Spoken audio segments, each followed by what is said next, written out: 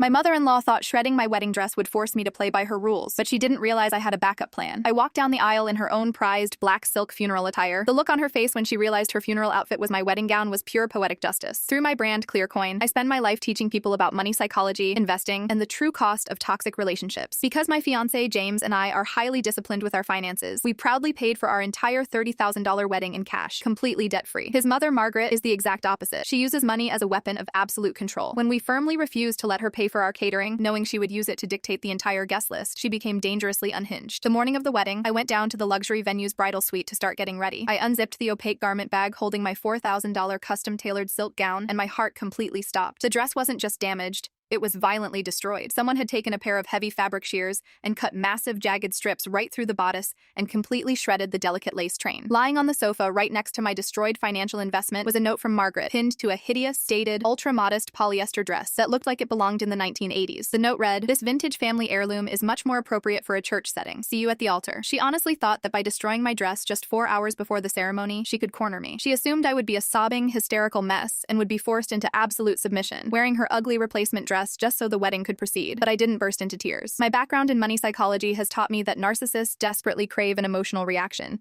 and I absolutely refuse to give them a return on their toxic investment. My devastation instantly shifted into a cold, calculated plan for absolute retribution. I remembered that Margaret was staying in the VIP guest suite just down the hall. I also knew a very weird, specific secret about her. Margaret was incredibly morbid and vain. She had recently purchased a stunning, custom-tailored $3,000 heavy black silk and velvet gown specifically intended for her own eventual funeral. She was so paranoid about it getting wrinkled or damaged at her house that she traveled with it everywhere in a locked garment bag. I used the venue manager's master key to access her room while she was downstairs at the rehearsal brunch. I left her hideous 80s polyester dress perfectly folded on her bed, took her prized black silk funeral gown, and walked right back to my suite. With a little help from my makeup artist to create a bold, dramatic vintage look, the black silk fit me flawlessly. When the traditional wedding march started playing, Margaret was sitting in the front row, looking incredibly smug. She was waiting to see me walk out in her forced replacement, ready to claim her ultimate victory. Instead, the heavy oak doors swung open. I walked down the aisle dressed head to toe in pitch black Victorian-style morning silk. The collective gasp from the 200 guests was deafening. Margaret's smug smile instantly vanished. All the blood drained from her face as she recognized her own prized burial clothes on my body. When I reached the altar,